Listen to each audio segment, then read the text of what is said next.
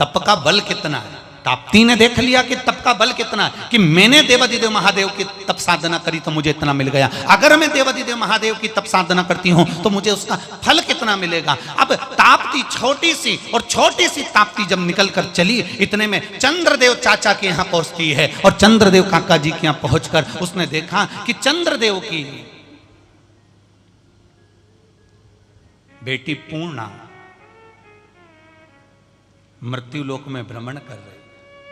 उनके पास में पहुंचकर शिवलिंग का निर्माण कर पूजन में दोनों विराजमान हो जाती हैं। इतनी देर में माता छाया ने यम और यमुना और शनिदेव, इन तीनों को थोड़ा सा क्रोध कर दिया।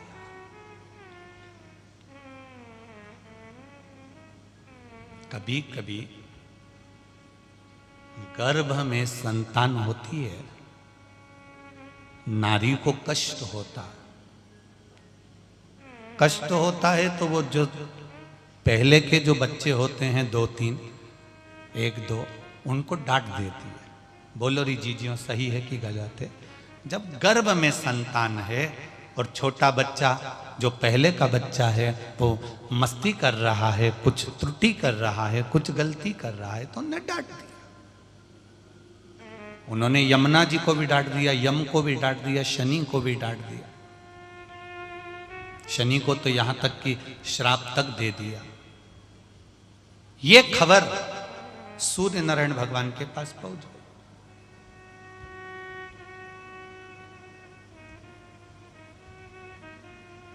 सूर्य देवता के पास में यमुना जी आंख में आंसू भरकर लेकर पहुंची। भास्कर देव ने पूछा, सूर्य नारायण, क्या बात है यमुना, तुम रो रही हो? तुम्हारे रोने का कारण क्या है यमुना? यमुना जी कुछ नहीं बोली, अपने पिता के गले लग गई, केवल आंख से आंसू बह रहा था। यमुना क्यों रो रही हो?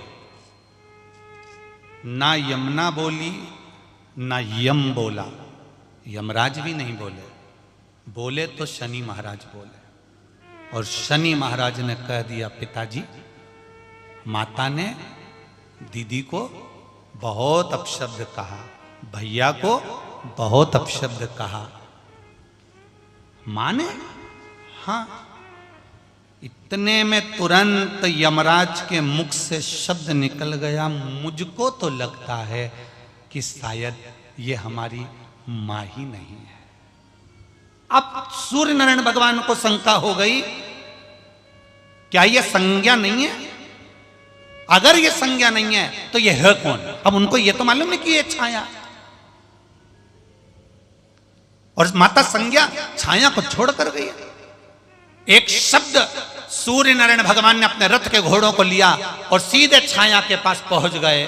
छाया गर्भ से थी, गर्भित छाया के सामने सूर्य ने अपनी तीव्रता देना प्रारंभ करी और जो चिल्लाए सूर्य नारायण भगवान, ऐसा भयंकर शब्द सूर्य देव ने किया, ऐसा भयंकर नाद सूर्य देवता ने करा, इतना तेज बोले हैं सूर्य देवता। उनका तपन जब तपने लगा, छाया का गर्भ जलने लगा। छाया का जो गर्भ था उसमें जो बच्चा था वो बच्चा बड़ा प्रबल होने लगा, और इतने तेज के कारण अंदर घबराने लगा। घबराते ही उस बच्चे ने जन्म ले लिया। जन्म लेते से क्या देखा कि वो तो बड़ा कुरूप था, भयंकर काला, दांत बड़े हुए, भयंकर काला दांत बड़े हुए। वो बेटा नहीं बेटी थी, जिसका नाम विष्टि भद्रा था, जिसका नाम विष्टि भद्रा था। जन्म लिया, भयंकर कुरूप, दांत बड़े बड़े हैं, नख बड़े बड़े हैं, शरीर भयंकर काला है, मुख ऐसा लगता है जैसे किसी पशु का रख दिया है, और चरण भी 2 नहीं 3 चरण हैं इसके। देख कर छाया को तो चक्कर आ गया। जन्म लेते से ये लड़की ने तो क्या चीखा, क्या चिल्लाई। इसका नाम विष्टि भद्रा है। विष्टि भद्रा, भद्रा ने जन्म लेते से ही अवस्था धारण कर ली और अवस्था धारण कर कर अपने पिता पर हंसी, सूर्यदेव पर। सूर्य पर हंस रही है। ये यमुना जी, ताप्ती मैया और ये भद्रा, ये इनकी बहन है।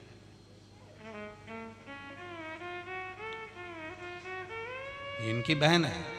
आप लोग इस भ्रम में मत रह जाना कि ताप्ती को कहीं गुरुजी ने भद्रा के, नहीं, भद्रकाली काला स्वरूप था पर छब सुंदर थी। भद्रा तो अब हुई है, और भद्रा क्या कर रही है ताप्ती के साथ वो भी देख लीजिए। जन्म लेते से बहन क्या कर रही है ताप्ती के साथ में, वो प्रसंग का स्मरण करिए जरा, वो प्रसंग को जानिए। ताप्ती पूर्णा के साथ में शिव की आराधना में लगी हुई है। पूर्णा के साथ में ताप्ती शिव की आराधना में लगी है। भारत की भूमि पर एक स्थान ऐसा है जहां पर ताप्ती पूर्णा के साथ में बैठकर शिव की आराधना करती है। ताप्ती मैया की परिक्रमा करने जाते होगे तो वो स्थान आज भी भारत की भूमि पर विराजमान है, जहां पूर्णा नदी और ताप्ती मैया दोनों मिलकर शिव की आराधना में लगी रहती हैं। गए हो कभी दर्शन करना? चांगदेव जी महाराज का वहां आश्रम भी पड़ता है महाराज। कभी योग लगे तो दर्शन करिएगा। पूर्णा के साथ में ताप्ती मैया बैठी है। भद्रा आ गई, चिल्लाती हुई अपने पिता को क्रोध के वश में देखा कि तुम्हारे कारण मेरा जो स्वरूप हुआ है, अब मैं शांत नहीं बैठू। जितने शनि क्रूर थे उससे ज्यादा क्रूर भद्रा थी, उससे ज्यादा क्रूर भद्रा थी, उसकी क्रूरता। भद्रा का एक नाम विष्टि भी है। जैसे भद्रकाली ताप्ती, उसी तरह भद्रा का नाम विष्टि, विष्टि का नाम भद्रा। विष्टि भद्रा दौड़ी। यम ने देखा ये कौन है, पूछा पिताजी से ये कौन, तो कहा तुम्हारी बहन है।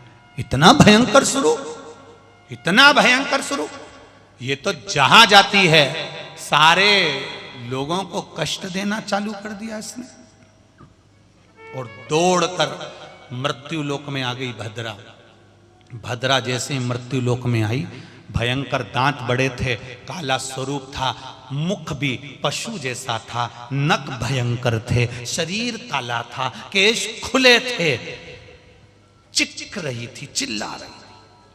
और जहां ताप्ती और पूर्णा दोनों बैठकर शिव की आराधना कर रही थी, ये वहां पहुंच गई। ये वहां पहुंचे।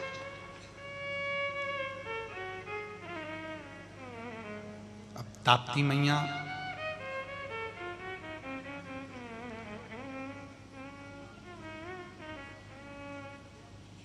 शिव की आराधना कर रही हैं, पूर्णा मैया शिव की आराधना कर रही हैं। भद्रा ने पहुंचकर जितना पूजन का साहित्य रखा हुआ था, जिसकी पूजन, जो साहित्य पूजन का रखा था, भद्रा ने वो पूरा साहित्य बेकार कर दिया, उड़ा दिया हवा में, ले गई, साहित्य खत्म। ताप्ती ने पूर्णा से कहा, पूर्णा पूजन का सामान यहाँ नहीं है, अपन थोड़ा सा साहित्य, थोड़ा पूजन का सामान और लेकर आते हैं। पूर्णा और ताप्ती दोनों गई। इतनी देर में भद्रा ने शंकर भगवान के शिवलिंग को उठाकर कहीं जलाशय में फेंक दिया, छोड़ दिया। वापिस आई तो आकर देखा कि शिवलिंग नहीं है। ताप्ती ने फिर कहा, पूर्णा यहां तो शिवलिंग नहीं है, शिवलिंग कहां गया? फिर निर्माण करा, फिर निर्माण करा, फिर वापिस ताप्ती जी ने कहा, एक काम करते हैं पूर्णा, तू भी शिवलिंग का निर्माण कर, मैं भी शिवलिंग का निर्माण करती हूँ। ये जितनी बार माता ताप्ती शिवलिंग का निर्माण करती है उतनी बार भद्रा उठाकर उसको ले जाती है, फिर निर्माण करती है, भद्रा फिर उठाकर ले जाती है, फिर निर्माण करती है, भद्रा फिर उठाकर ले जाती है। बार बार जितनी बार सामग्री लाकर रखती है उतनी बार भद्रा उस शिवलिंग को लेकर चली जाती है। अंत में माता ताप्ती की आंख में आंसू भर गए। देव अधिदेव महादेव से कहा, बाबा ये क्या कर रहे हो, क्या कर रहे हो, ये क्या है?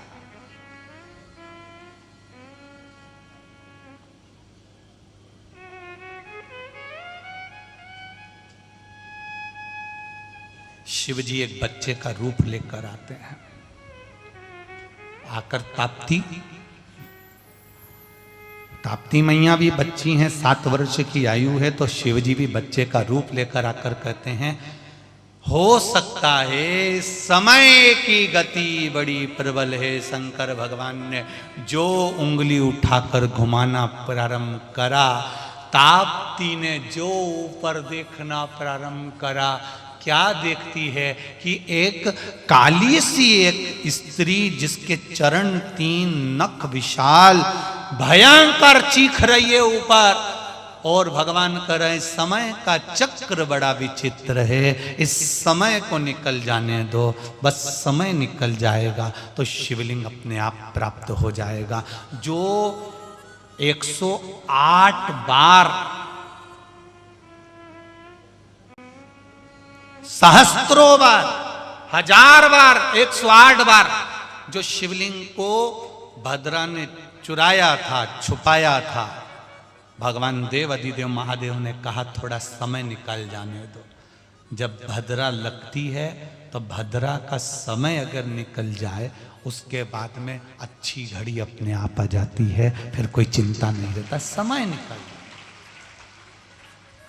एक बात बहुत अच्छे से ध्यान रखना, घड़ी तुम्हारे हाथ में है, बांधना भी तुमको है, पर घड़ी समय अच्छा है कि बुरा ये बताना भगवान के हाथ में है। घड़ी तुम बांधोगे, घड़ी तुम्हारी है, बांध भी तुम लोगे, टाइम भी तुम देख लोगे, पर अच्छा समय लाना ये महादेव के हाथ में। महादेव ने कह दिया समय का इंतजार कर, केवल उंगली घुमाई, डमरू जैसा भाव घुमाया, ताप्ती समझ गई, थोड़ी देर विश्राम किया। जितने शिवलिंग का निर्माण ताप्ती ने करा था वो सब सहस्त्र शिवलिंग, एक साथ में 108 शिवलिंग सामने आकर प्रकट हो गए। सारे शिवलिंग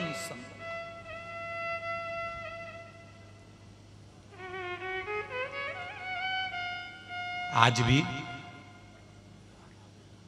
हम तो केवल पुराण के बल पर बोल रहे हैं, शास्त्रों के बल पर बोल रहे हैं, अभी तक हमारा भी जाना नहीं हुआ, पर विश्वास करता है कि जो हमारे पुराण शास्त्र कहते हैं कि 108 शिवलिंग या सहस्त्र शिवलिंग का जो वर्णन किया गया है, मेरा विश्वास कहता है कि वो शिवलिंग आज भी ताप्ती के तट पर होना चाहिए, आज भी होना चाहिए। मां ने शिव जी का आह्वान करा, शिवलिंग वापिस तैयार हो गए। भद्रा को मालूम पड़ा कि ये मेरी बहन ताप्ती है।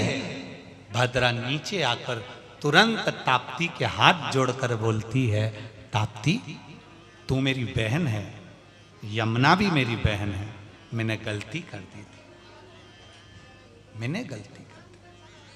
ताप्ती, यमुना तुम दोनों मेरी बहन हो, आज तुम्हारी बहन तुम्हें वर प्रदान करती है।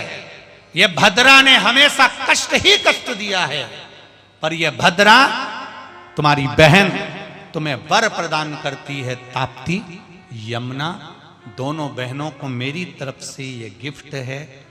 कार्तिक महीने में यम द्वितीया के दिन यमुना का स्नान जो भाई बहन करेगा, और कार्तिक महीने में चतुर्थी के दिन जो ताप्ती का स्नान भाई बहन करेगा, वो भाई बहन आनंद से 7 जन्म तक का सुख का भोग भोगने वाले।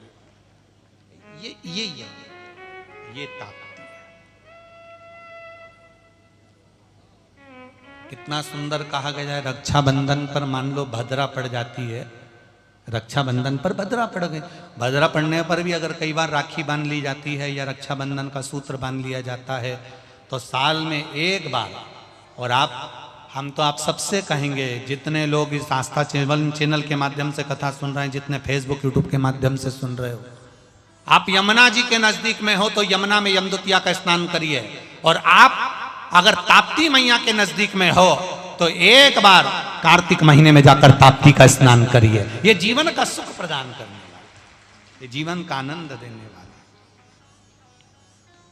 ये फल प्रदान